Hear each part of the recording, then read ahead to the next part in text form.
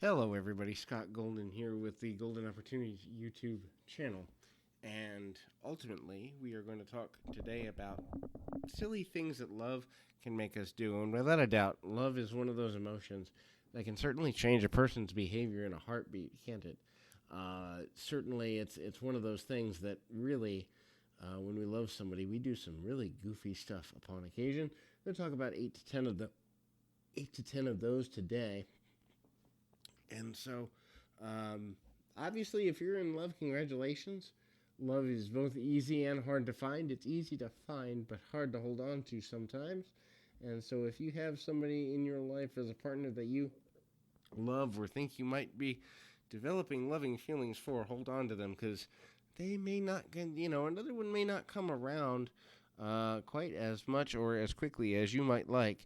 So, the pace that a person keeps when they are in love will change. What I mean by that is the pace at which they live their life, they will make time for each other, they will do things that they normally wouldn't do.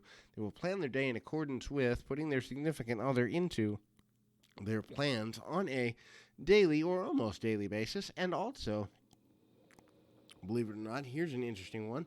The pace that a person walks at will sometimes change. In other words, if you are walking by yourself, probably, especially in the COVID situation, but even before it, you probably go into a shopping center or go into the grocery store or go into wherever it is that you're going, and you've got your resting warrior face on and you're powering through.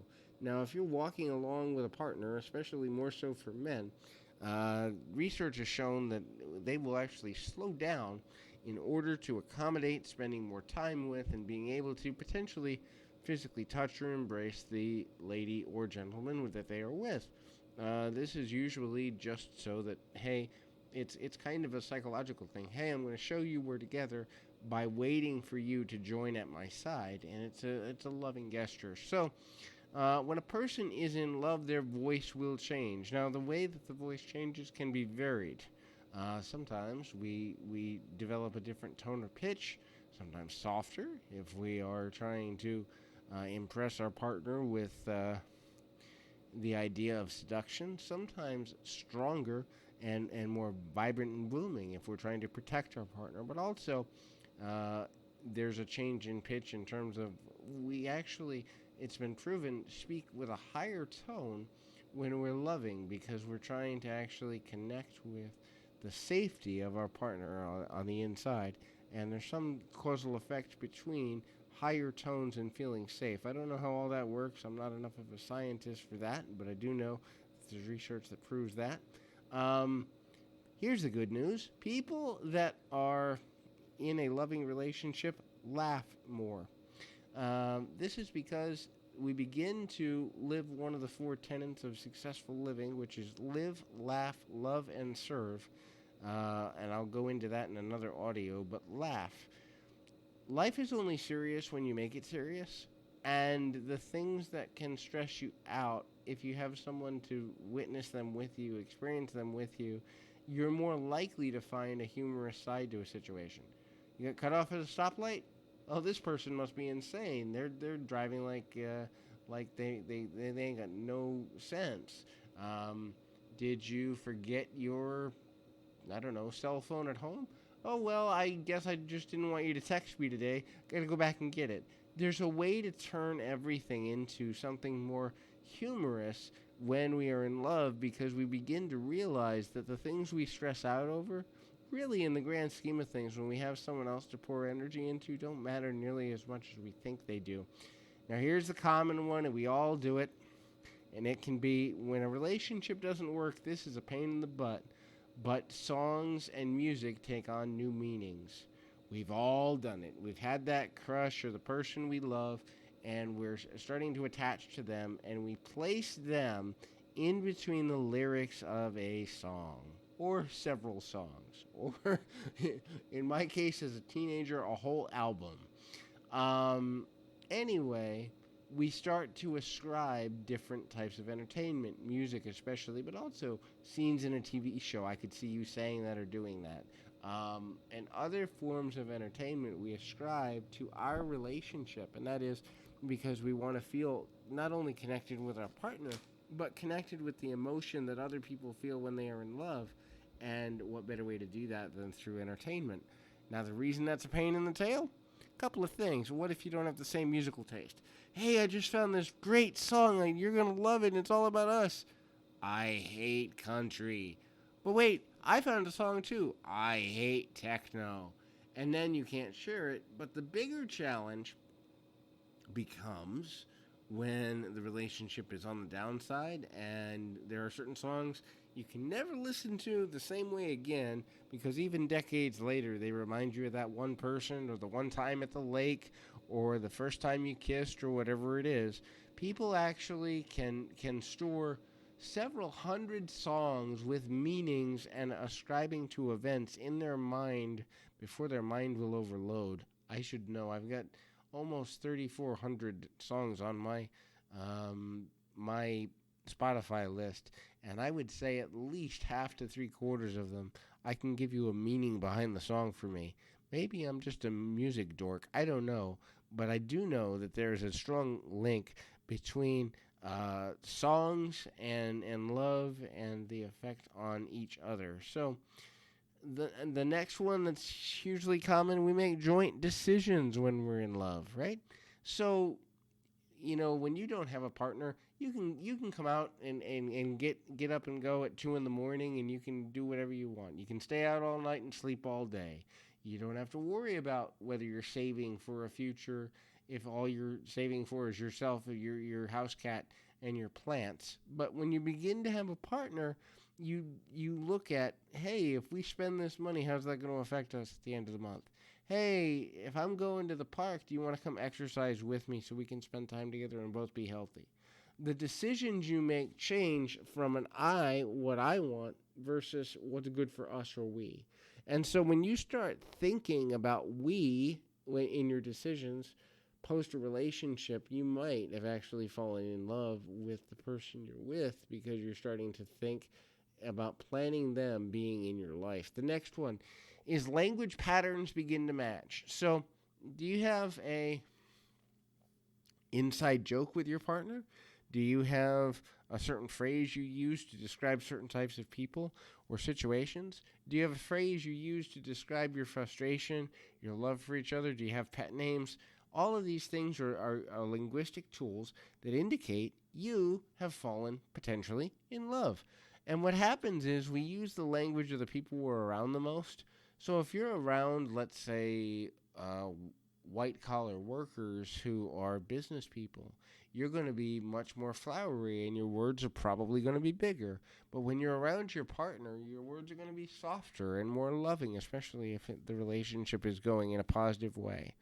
So another one that's huge and very big, we got two more here, but hugely is risks. We take more, but we take them calculated. So how is that possible? We take more risks. If, for example, I'm dating a young lady who likes karaoke and I have stage fright, because she's there, I'm more likely to get up on the stage. Similarly, a person with an anxiety disorder, panic attack disorder, or other forms of depression has actually been proven to, when they are in love, take more calculated risks and grow exponentially quicker because they have a reinforcement if things don't go well. One of the main things that causes issues in mental illness is if you have no one supporting your growth, what's the point of growing? Well, when you finally do get a partner, now there's a reason to grow because you desire their approval, but also you desire to create memories with that person. The last one is common sense, but when you plan your future, when you think about 5 years, 10 years down the road, or even something as simple as 1 month, 6 months down the road, you will put that person in there. And when you begin planning to have them as part of your future as instinct, it's not something you go, gee, I wonder if they would like. It's like, no, they're going to be there. So I've got to find a way for them to be comfortable. When that begins to happen, you are in love and dealing with loving feelings. It's important to It's important to consider all of that because if you're starting to think that you're in love, having a conversation, with your partner, probably a good idea.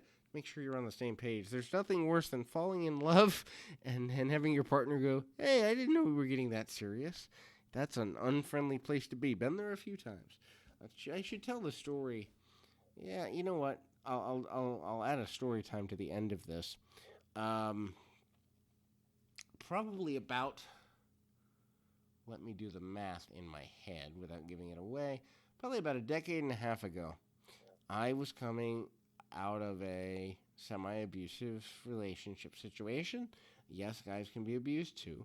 And I had started to develop feelings for this girl. I think I might have told the story in another video, but if I didn't, I'll tell a shorter version here. Started to develop feelings for this girl at the place I was working at the time, and so we spent a lot of time. I worked at a call center, so we had many meetings where we'd kind of pass notes because the meetings were boring, and then we'd have downtime in between calls for 2 or 3 minutes in between some calls, and so we'd tell inside jokes or we'd ask how each other's day was. And she started to bring me, probably for about 3 or 4 months at this point, every shift I worked like 3 or 4 shifts a week with her, and she would bring me a coffee every shift we worked together. So I, in my innocent 20-something-year-old brain, thought, hey, she likes me and I like her, and man, she's getting more attractive by the week. How is this happening? So I am jumping ahead, and I'm falling in love with her. And so I also had, as mentioned, just come out of a negative situation. Unfortunately, was in a situation where I had to live with my ex-partner for an extended period of time due to her not having a place to go, among other things, and that was really awkward. But I had been honest and said, look, I'm looking, you can look too, but you can stay here until you find a place to be. Anyway, fast forward to I finally get the courage up to say, hey, I think we should go on a date. Now, I had planned it, I had rehearsed it, I had done backflips over it, I was ready. Anyway, so, and I can laugh at myself now, but I was not laughing then, to say the very least.